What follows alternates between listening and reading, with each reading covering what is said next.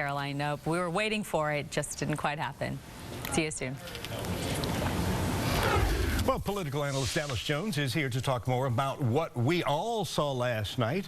Good morning, and thanks for being here. First off. Good morning. Good morning. Okay, now, the question about accepting the results of the election really hit Donald hard because the folks just did not go for him saying that.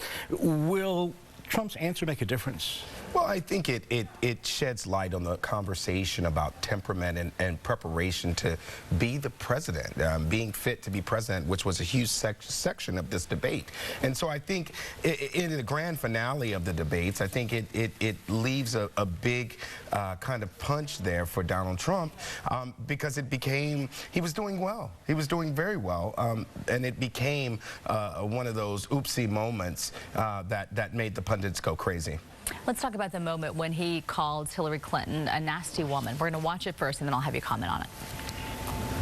Well, Chris, I am on record as saying that we need to put more money into the Social Security Trust Fund. That's part of my commitment to raise taxes on the wealthy. My Social Security payroll contribution will go up, as will Donald's, assuming he can't figure out how to get out of it. But what we want to do is to replenish the Social Security Trust Fund. Yeah, I was watching when that happened, and my mouth dropped, and I went, did he just say that? And I was shocked that she didn't actually respond to it, but it was the perpetuation of the dialogue around, you know, his treatment of women. In my mind, it was, you know, it was your name calling, and you're calling this highly qualified, highly decorated American woman. You've simplified her to being just a nasty woman. You know, politics has its good days and its bad, and I think last night what we've seen is the end of a long couple of months of just bad days for our politics, and it's time for this election to end.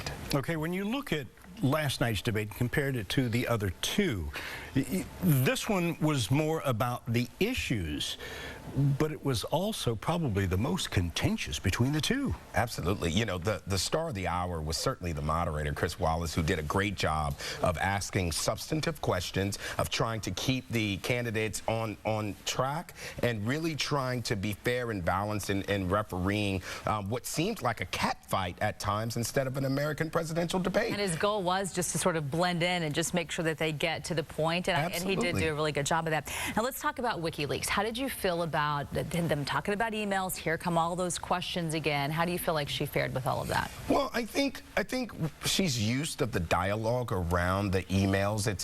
You know, you saw a very deep pivot where she turned the email conversation not about the emails and not about apologizing again, as she has done in previous debates, but it then became about espionage. It then became about Trump, you know, encouraging the Russian government to hack American intel, and so that conversation then switched into a conversation about Putin and his relationship. So it was a deep pivot, you know, for Secretary Clinton, and I think it was a new strategy from her camp. Something else that sort of surprised me is I felt like she looked a little surprised that maybe he had done his homework when he called her on the fact that she had voted for the wall to be built along the border. To me, I felt like she looked surprised, like, oh no, I just got busted. It's like she didn't know how to respond. You saw a very much more informed Donald Trump. I would say the first you know, I'd probably give maybe the first half of the debate was going well, maybe about 40 minutes, and you know, before the comment. But you saw that now he had been through this twice before. You know, maybe he had some lessons learned, and it was a different person up there, you know, throughout the debate, much more informed. All right, thanks a lot, Dallas Jones, political analyst for us here on Fox 26 Morning News. Thank you.